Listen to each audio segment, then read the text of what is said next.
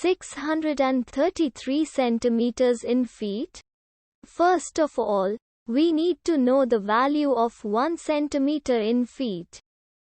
It's always 1 centimeter equals 0.03280839895 feet. Now we have to multiply 0.03280839895 by 633.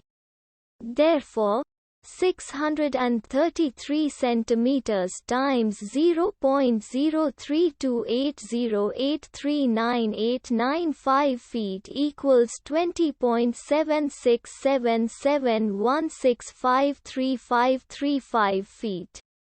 So, in other words, 633 centimeters equals 20.767716533535 feet.